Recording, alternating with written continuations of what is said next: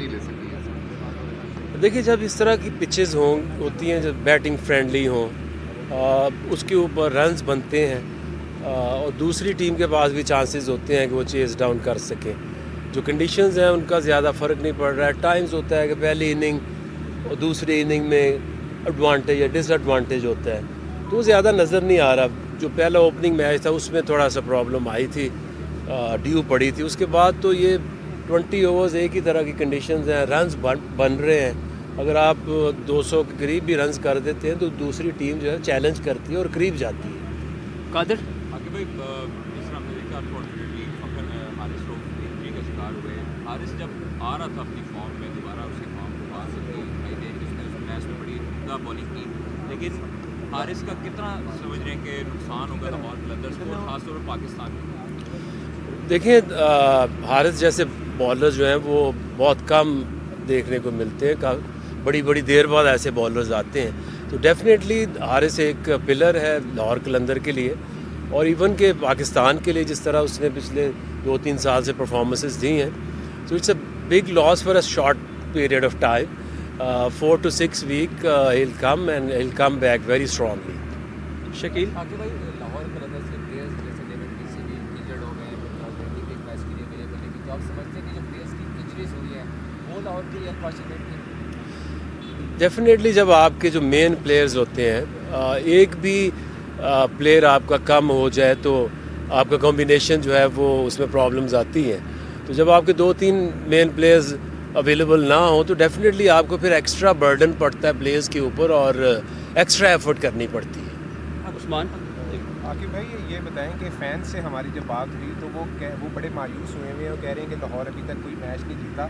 ये बाकी वही पुराने वाले फेज़ में लाहौर की टीम जा रही है जो पिछले 4 सीज़न में हुई थी स्टार्ट के, तो उनको कोई होप देंगे आप फैंस को कि वो अब मैचेस जीते अगले 5 और प्लेऑफ के लिए क्वालिफाई करें? देखिए, लाहौर की जो हिस्ट्री है उसमें सारी चीज़ें मुमकिन नामुमकिन से हम सब से गुजर चुके हैं। 2021 में आपको याद होगा 6 मैच पाकिस्तान में हुए थे और लाहौर ने 6 में से 5 मैच जीते थे। फिर वो कोविड आ गया, यूएई में चली गई और वहाँ सिर्फ हमें एक विक्ट्री चाहिए थी और हम चारों मैच हार गए। तो इसी तरह अगर हम क्लोज मैचेस हार रहे हैं, उसमें एक लाइन की एक बॉल इधर भी हो सकता है उधर भी हो सकता है, तो अगर 5 हार सकते हैं तो ये टीम 5 जीत क्यों नहीं सकती?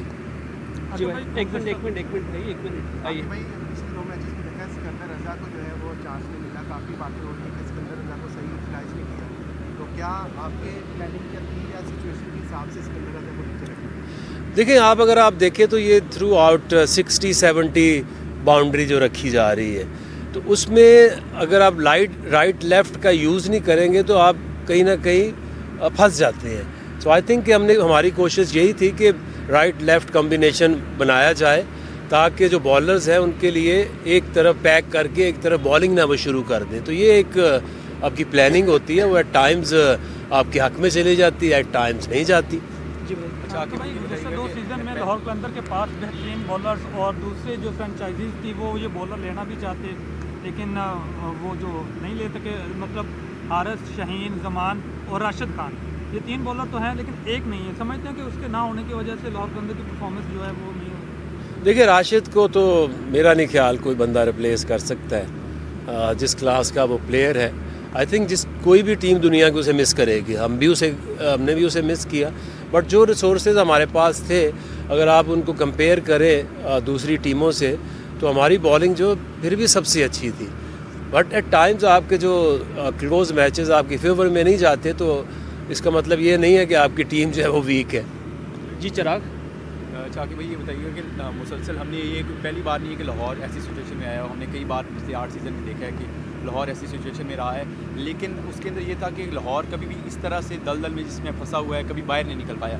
इस दफ़ा कोई उम्मीद लगा सकते हैं? दूसरा बताइएगा प्लेयर्स के अंदर का उनका मोटिवेशन है कि वो कम बैक कर सकते हैं? देखिए, जो आपका पास्ट है उसमें आपके लिए लेसन्स होते हैं, वो अच्छे भी होते हैं और बुरे भी होते हैं। हमारे पास हर किस्म का लेसन है।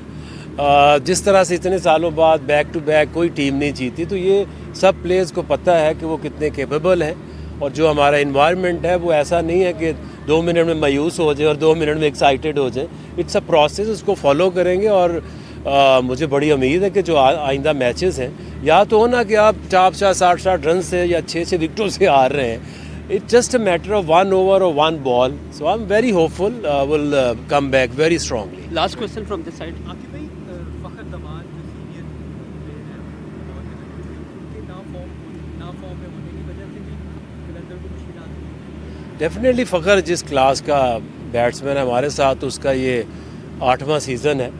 तो 8 साल से हमेशा से फ़खर ने, जब टूर्नामेंट ख़त्म होता है तो वो हाईएस्ट स्कोरर होता है. और फ़खर एक ऐसा प्लेयर है, मैच विनर है. वो करेगा तो मैच फिनिश करके आएगा. तो अभी भी 5 मैचेस हैं और फ़खर भी उधर ही है. So I think big inning is on the corner. Thank you very much.